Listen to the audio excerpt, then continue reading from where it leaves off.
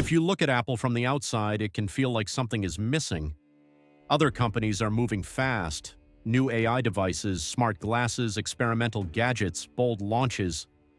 Meanwhile, Apple seems quiet, no rush, no flood of new categories, no chaotic experimentation in public.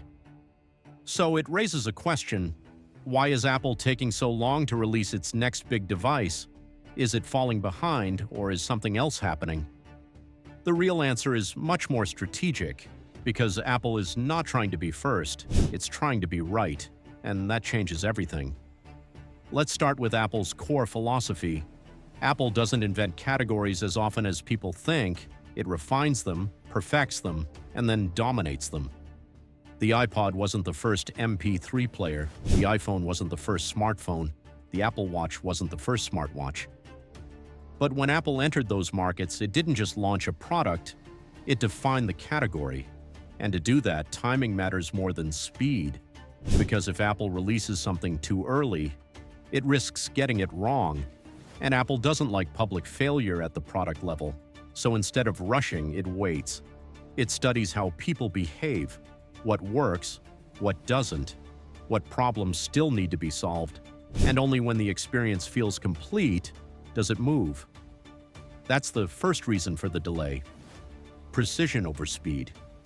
The second reason is that the next device Apple is working on is fundamentally harder than previous ones. This isn't just a better phone or a new accessory. It's likely something that changes how people interact with technology entirely, and that's a much bigger challenge, because now Apple isn't just solving technical problems, it's solving human ones.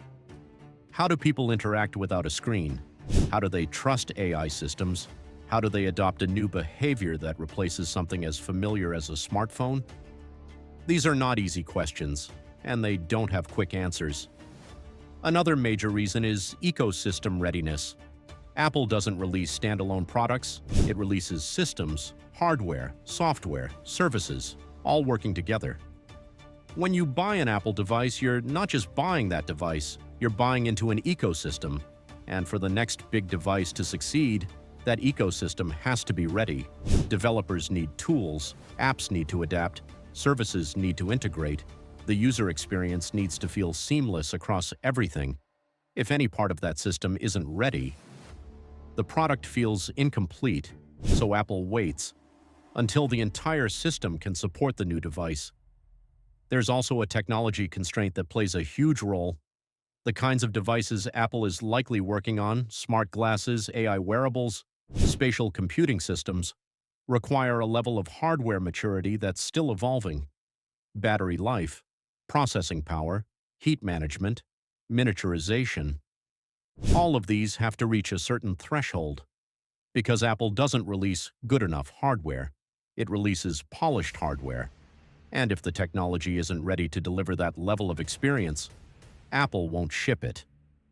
Another important factor is expectations. Apple doesn't get to launch experimental products quietly. Every new category it enters comes with massive attention, massive scrutiny, massive expectations. So a half-finished product isn't just a small mistake, it's a big one. And that raises the stakes. Because Apple's brand is built on trust, consistency, reliability, so it has to get it right the first time, or at least close enough that it can improve from a strong starting point. There's also a strategic reason behind the delay. Right now, the next device category is still uncertain. Smart glasses, AI assistants, wearables, spatial computing. No one knows exactly what will win, and Apple doesn't want to commit too early to the wrong form.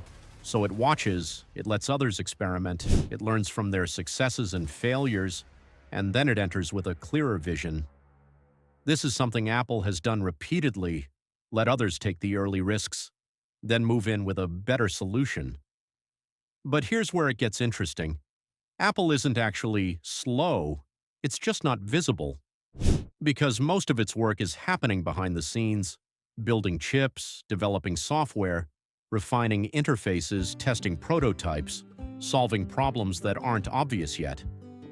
By the time Apple launches something, it has already spent years preparing for it, so what looks like delay is actually development.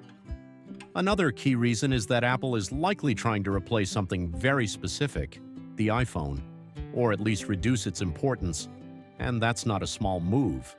The iPhone is one of the most successful products in history. It defines Apple's business, so replacing or even reshaping it has to be done carefully, gradually, strategically.